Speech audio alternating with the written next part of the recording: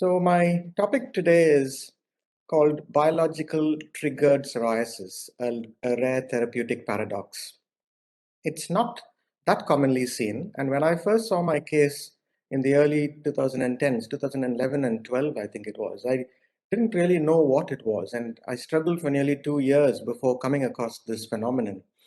So what I'd like to do is show you a case report first, and then look at the mechanism, which is the most important thing, and then look at the clinical features and management of this condition.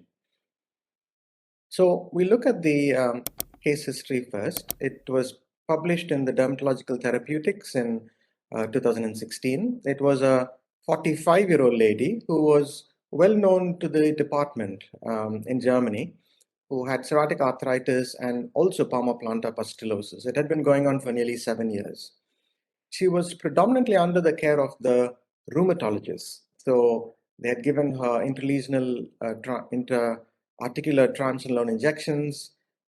They tried other oral medications, leflunomide, methotrexate, but unfortunately she developed side effects with them.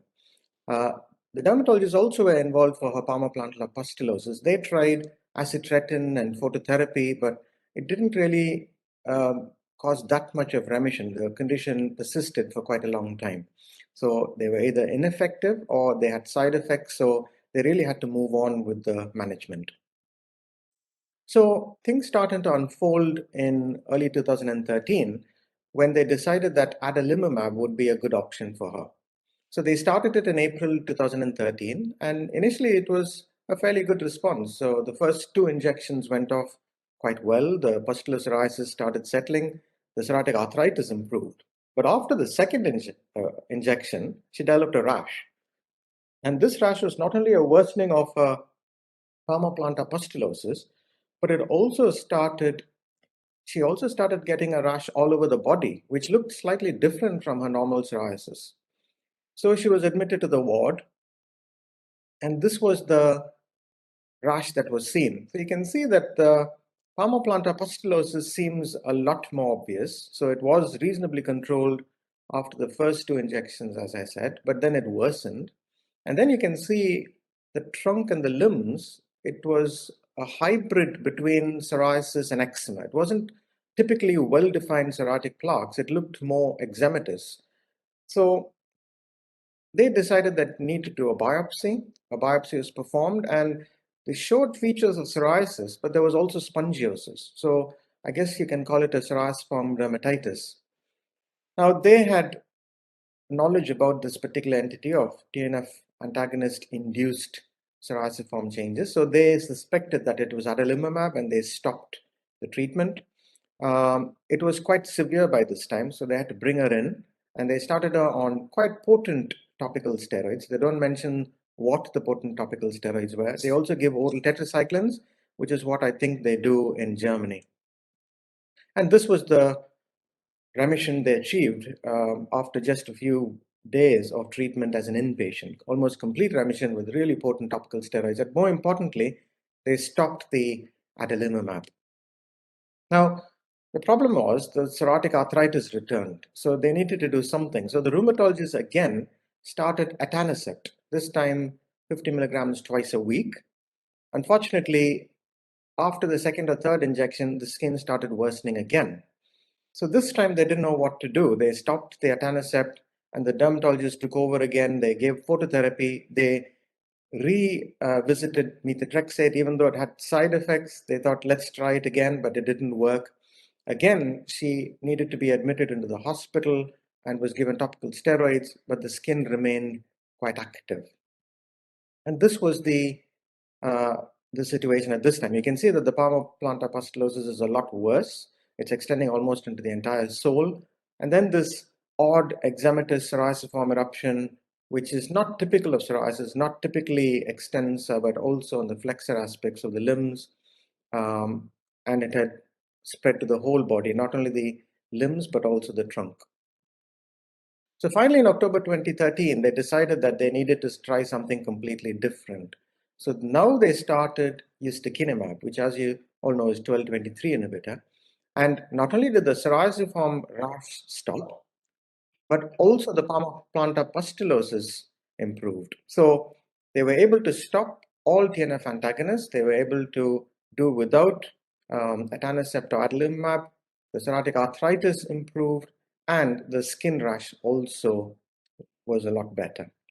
So in the end, if you look at the evolution of the rash, the way it is behaved with all these medications, the final diagnosis was anti-TNF alpha induced psoriasiform lesions, or what we call paradoxical psoriasis. So they had histological evidence and they had the chronological evidence of how the medication was started and then the rash came on. So we all know the first biologics were launched in the early 2000s, and the ones we know of were etanercept first, then we had infliximab, and adalimumab came later. And then much later on, sort of 2004, 2005, then we started getting ustekinumab.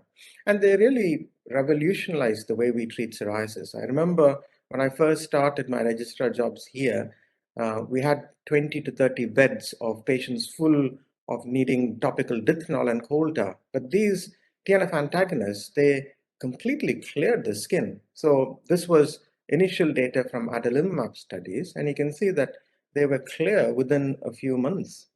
And it has changed the way we treat psoriasis. We don't have any inpatient beds anymore because biologicals have completely eliminated the need for topical treatment with things like dithanol and Colta. But the problem is they have created their own issues. So a treatment which is supposed to treat psoriasis is now aggravating psoriasis. So this is what we call a paradoxical reaction. So let's try and define what a paradoxical reaction is first. So a paradoxical reaction is the occurrence during treatment with a biological agent of a pathological condition that usually responds to this class of drug. So we usually use TNF antagonists to treat psoriasis, but if it causes psoriasis itself, that's called a paradoxical reaction. And in this case, it's called paradoxical psoriasis. The important thing to remember is not only does it cause psoriasis, it causes quite a lot of other extra articular problems. So it causes sarcoidosis, it causes uveitis, it causes hidradenitis suppurativa. All of these are treatments which are usually used to treat these conditions, including HS, but they can actually aggravate the condition too.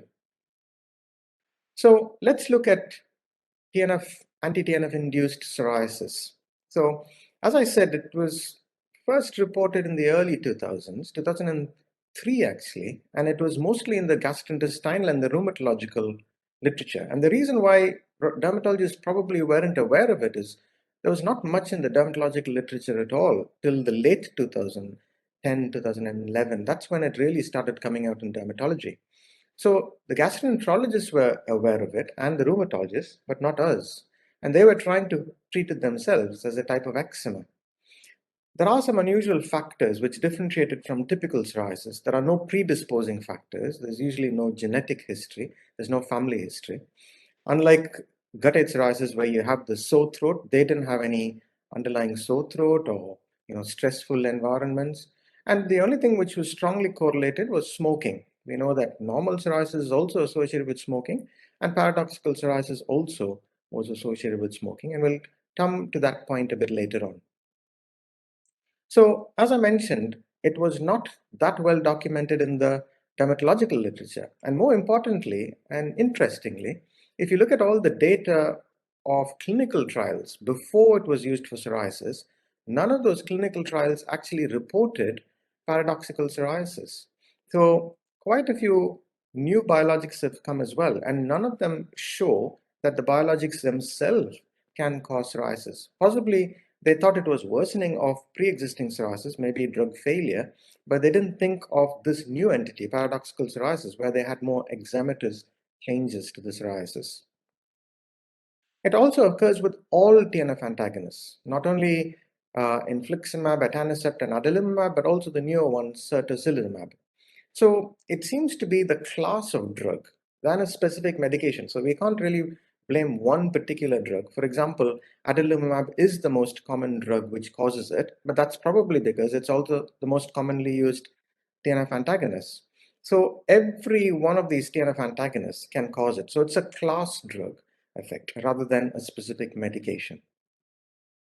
The incidence also, it's not that well documented, but we can roughly calculate that about 1.5 to 5%, probably closer to about 2% of treated patients will get it. Again, this is mainly gained from literature in the gastrointestinal literature. It's slightly commoner in women, very, very slightly. In fact, some authors feel that it's equal in males and females. And the latency period is also very variable. It can just be a few days. For example, the case we discussed was just a couple of months after the second injection, but it can sometimes last months or even years. So overall, it's hard to predict. And sometimes the chronology has to be taken, on a long-term basis, not on a very short-term basis. It is interesting to note that there is an association between psoriasis and inflammatory bowel disease anyway. So if you look at these two conditions, the incidence of inflammatory bowel disease and psoriasis is 11%. So if you have inflammatory bowel disease, 11% of them will have psoriasis. This is in contradistinction to just 1.5 to 2% of the general population having it. So there seems to be a link anyway between these conditions, possibly because of the genetic association. So interleukin 23R, interleukin 12B, and tyrosine kinase, both of them are associated with both psoriasis and inflammatory bowel disease. And of the inflammatory bowel disease, it's more commonly associated with Crohn's, not that much with ulcerative colitis, but with Crohn's disease.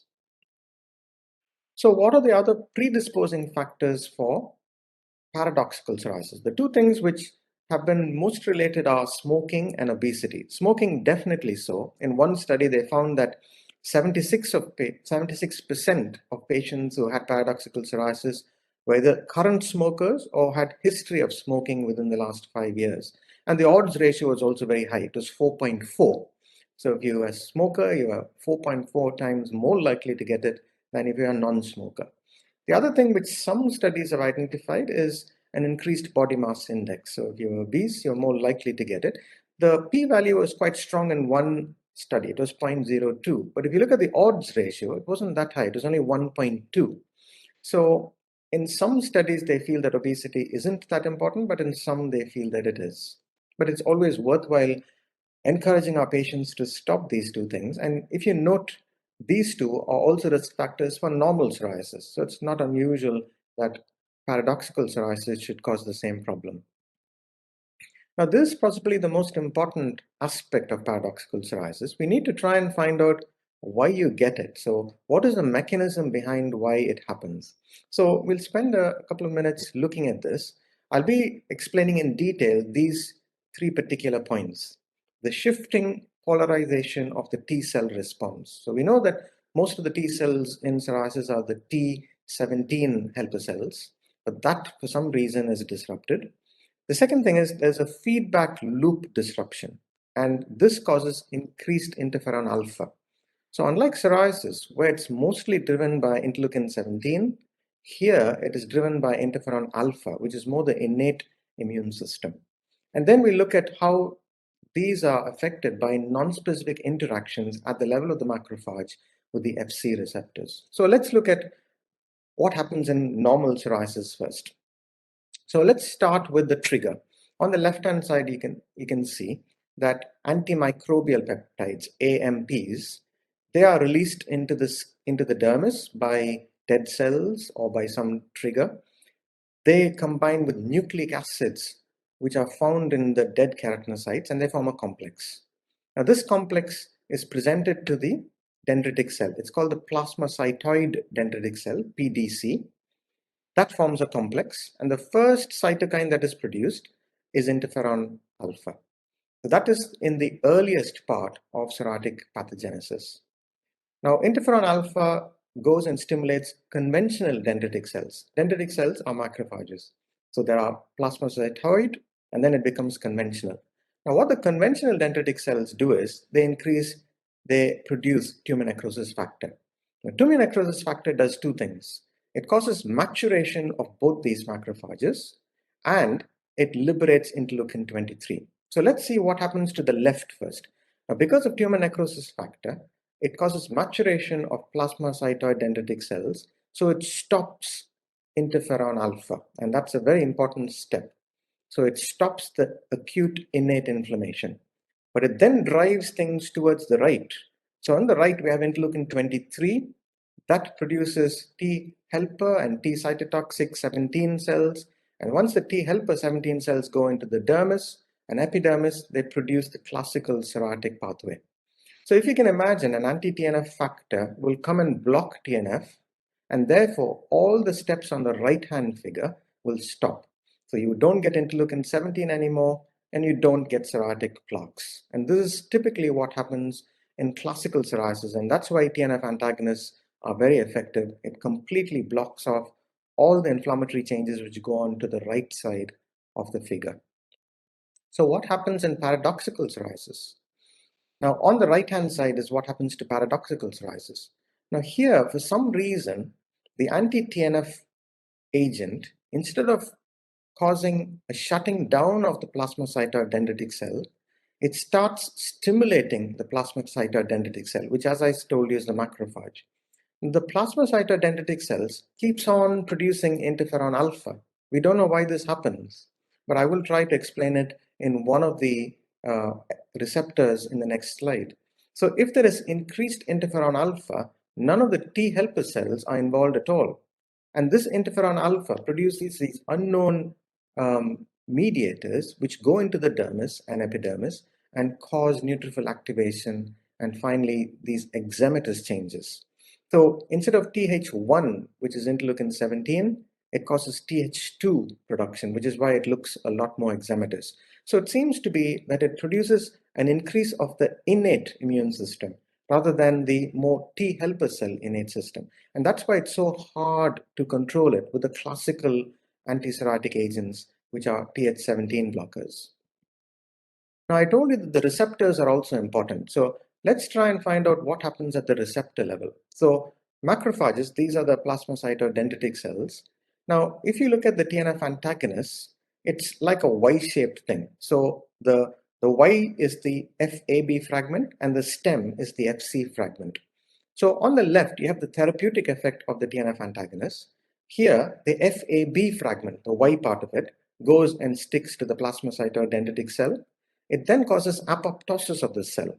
And because of this apoptosis, all the subsequent steps are stopped. There's no inflammation. In the right, you can see paradoxical psoriasis. Here, instead of the FAB fragment sticking, it's the FC fragment. It's the stem of the Y. And this causes a completely different picture. Instead of causing apoptosis, it causes stimulation of the cell. And this produces interleukin 23, and then the Th17 cells, and then you get the more Psoriasiform changes. And the reason it works is, ustekinumab works is, it blocks interleukin 23. That's the reason why paradoxical psoriasis is different from the normal therapeutic effect. There are other possible mechanisms as well. Probably there are anti-drug antibodies. We don't know how they work, but these mechanisms also seem to work. And then there's the genetic factors. There are certain specific genes. For example, polymorphisms in the interleukin 23R gene seem to be more liable to cause paradoxical psoriasis. So this is an article which has not come out in the press yet. It's come on online, but not in the press. But it wonderfully tells you all the four factors that I've just described. The first factor is the shifting of the T lymphocytes. It's not Th17 anymore, it's Th2. Second, we talked about the negative disruption of the negative feedback loops. So there's no negative inhibition of TNF of the interferon alpha, it keeps going. Third is we discussed the anti-drug immune response. And fourth is we talked about the non-specific interactions with the FC portion rather than the FAB. So if you look at all of these factors, there are specific reasons at the molecular level why you get paradoxical psoriasis. And then on the left, you can see that there are drug-specific factors and host and genetic factors as well. So going on to the clinical features, which is probably what we are going to see in our clinic, these can occur sometimes days, sometimes months, sometimes even years after the treatment is started. And we get two specific types. You get either a psoriasiform eczematous change, or you get a more classical psoriasis, but it's not classical psoriasis. There's always a bit of eczematous change.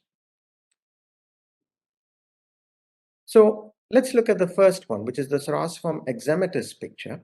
Now, unlike classical psoriasis, here, most of them look like, I would say, almost like discoid eczema.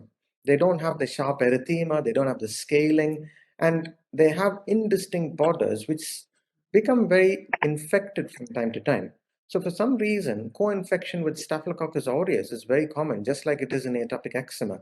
And this leads to secondary infection. So treating the secondary infection is quite important in paradoxical psoriasis. Unlike classical psoriasis, where we don't really have to treat them for secondary infection, here you do.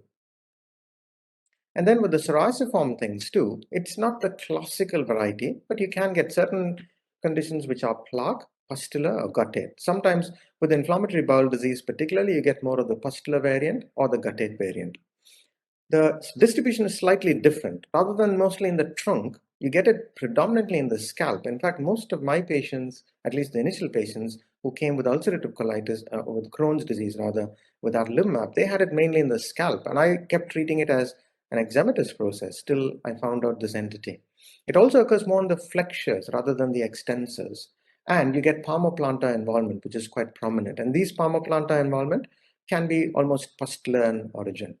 The nails are less commonly involved. You can get it, but it's less commonly. And if it is involved, it's usually a more pustular variant. So let's look at a few examples. So this patient had I think rheumatoid arthritis, was given golimumab. And here you can clearly see that the pustular psoriasis is really quite prominent in the palms and soles. This was a patient who had psoriatic arthritis for which they had given infliximab. And the skin was actually quite clear when they started. But after they started the infliximab, you can see it developed a psoriatic erythroderma. So it was that bad that they had to stop infliximab for the arthritis and give him an alternative agent. And this was a 34-year lady who had Crohn's disease and had been on infliximab. But again, you can see the classical psoriasis. Some few pustules are also evident. So it's an overlap between plaque psoriasis and pustular psoriasis. So if you look at inflammatory bowel disease and psoriasis, paradoxical psoriasis, there are some unique points which are worthwhile noting. The first thing is, it always happens when the inflammatory bowel disease is actually well settled. And that's certainly what I've seen from my patient cohort. I have only about 9 or 10 patients with this. And all of them, the inflammatory bowel disease cohort, they had perfect control of the inflammatory bowel disease. So when you look at them, they have low physician's global involvement of the gut. They have local fecal calprotectin, which is the way we measure the activity of the gut. They have low C-reactive proteins from the inflammatory bowel point of view. It's also rare when the inflammatory bowel disease is active. For example, early in the disease of inflammatory bowel disease, when they're trying to give these drugs, or when they are trying to withdraw the drug, then that's the time when you actually don't get this problem. It occurs when the inflammatory bowel is perfectly under control. So what are the risk factors from the gastro literature? So these are the 4 things they say, 5 things. So we've already discussed about smoking. There's a high risk factor. It also seems to occur in younger people. And that's again something I found. Most of the patients I've had are all under the age of 40. They seem to have a higher risk body mass index, obesity. That's not what I've observed myself. There seems to be more perianal and upper gastrointestinal involvement, which is mainly with Crohn's. If it is associated with ulcerative colitis, which is rare, as I said, it's usually a pancolitis. So all the gut is involved. So what's the histology? It seems to give a psoriasiform pattern, but there always seems to be a bit of eczema as well. There's also lichenoid or interface features, and most of them will have a neutrophilic infiltrate, which, as we saw from the pathogenesis, that's the main cell that is stimulated. So let's look at a couple of histologies with the clinical features. So this patient had the guttate and palmoplantar pustulosis type of picture. If you look at the trunk, it looks more guttate. And then if you look at the limbs, some of them look psoriasiform. And you can see in the palms, there is a slight palmoplantar pustulosis. So the histology here looks like psoriasis, but even here, very carefully, you can observe that there is a bit of spongiosis.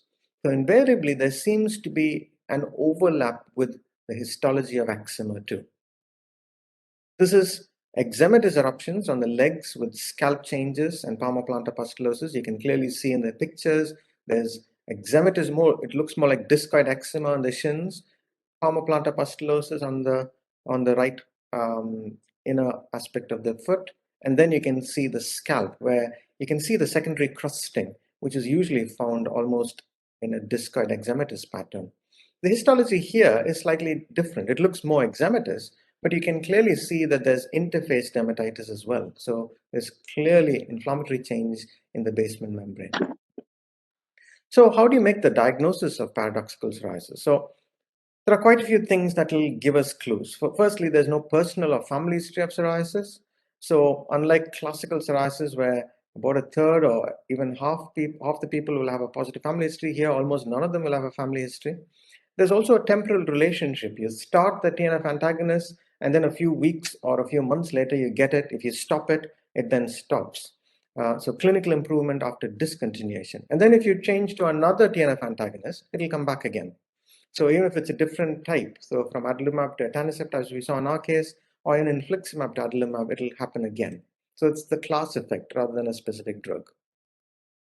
So how do we evaluate it? So generally speaking, it does need to be seen by a dermatologist. It's an odd condition.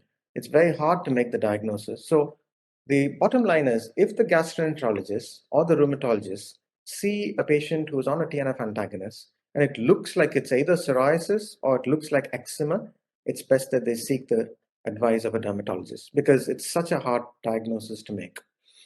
We as dermatologists, we probably need to consider a biopsy, particularly if it is not classical. We already know that paradoxical psoriasis is not classical. So it may be worthwhile doing a biopsy just to see what histological picture it is. I myself am not that keen on a biopsy. I look more at clinical features. So none of my patients have I biopsied. I just make a diagnosis of TNF antagonist induced psoriasiform changes and then change the drug.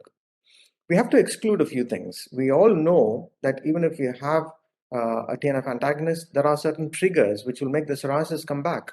For example, infections, emotional stresses, trauma, or certain medications. They can all trigger psoriasis. So make sure that none of those things are happening before you make a diagnosis of TNF antagonist induced psoriasis or paradoxical psoriasis. So how do we manage it? The principle is you have to control the underlying problem first. So obviously the underlying problem, whether it's psoriatic arthritis or Crohn's disease, it must have been bad for them to give a biologic. So you can't just withdraw the biologic and because their skin is bad. So if their skin is actually reasonably settled, then you can continue with the biologic agent and use other more topical agents. So you control the underlying condition and then you alleviate the paradoxical reaction. In some cases, the paradoxical reaction is very bad, in which case you have to stop it. So you have to weigh the severity of both and then treat it accordingly. We can start off with topical things. Topical corticosteroids works in most of them. And as I said, because of its eczematous morphology, the topical steroids on its own or combined with the topical antibiotic seems to be quite a good option. That's what I've used for most of my patients, particularly in the scalp. Some authors say that vitamin D analogs can help. I myself have not used it because I think it irritates the skin. You do need to give staph aureus treatment. I told you that it looks more like discoid eczema and it behaves like that as well. So topical QC-VET, systemic doxycycline, Fluclox, or even combinations of antibiotics may be required. Phototherapy also works, but I would decrease the inflammatory changes with the topical steroids before commencing phototherapy. And then if these don't work, then you can start using systemic treatment. You can use methotrexate, acitretin, cyclosporin. And if you want to use a biologic, probably ustekinumab is the best option because if you look at the pathogenesis, 12 and 23 interleukins are very important in both paradoxical and normal psoriasis. So if you block both, it'll probably work for both conditions. So let's look at a few examples of treatment. So this is psoriasiform lesions responding to ustekinumab. This is typically what happened to my patient. This patient had Crohn's disease, developed this rash on the scalp. It looked like eczema. It looked like psoriasis. It was after adalimumab of 3 months, and then perfect treatment with ustekinumab. And my patient, I had given methotrexate first, had reasonable control, and then we changed over to ustekinumab, which worked really well. Sometimes you may need to use combinations. In this case, this is a patient who had, again, Crohn's disease, didn't really respond to ustekinumab alone. So they gave alitretinoin along with ustekinumab with a good response. This was early on in the first, it was in 2012, and they used excimer laser for palmoplantar pustular psoriasis. Now, I don't have access to excimer laser, but if you do have it, perhaps it's a non-medication and more topical agent, really. But it obviously is going to be very expensive. So what's the prognosis? So basically, there's complete resolution in about 2/3, even after you stop the anti-TNF antagonist. So one thing to understand is not all of them will respond to it. So 1/3 of them will still have the psoriasis or psoriasiform changes even after you stop it. So probably the inflammatory process is stimulated and then you can't block it. Or maybe these people were prone for psoriasis anyway and they were just tipped over by this paradoxical reaction. In some cases, it's not bad enough for you to stop at all and you can just continue with it and you can just use topical agents. So in up to 30%, you can actually carry on with the TNF antagonist. You can consider changing the biologic, and particularly if it's generalized or recalcitrant, or if the quality of life is really affected, whether it's the underlying problem, which is the gut or the joint problem, or the paradoxical reaction. If either of them is bad, you may need to change the biologic. And as I said, a third may need long-term treatment even after the biologic is stopped. So it does seem to trigger off the immunological phenomenon in some people long-term.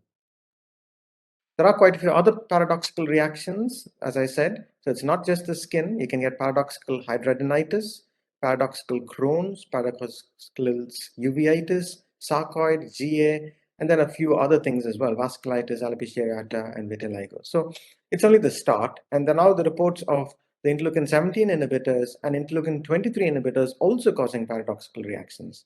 So invariably, there will be some mechanism like this which will explain it. But at present, we are still in early days with regards to those drugs. It seems to be predominantly with a TNF antagonist now.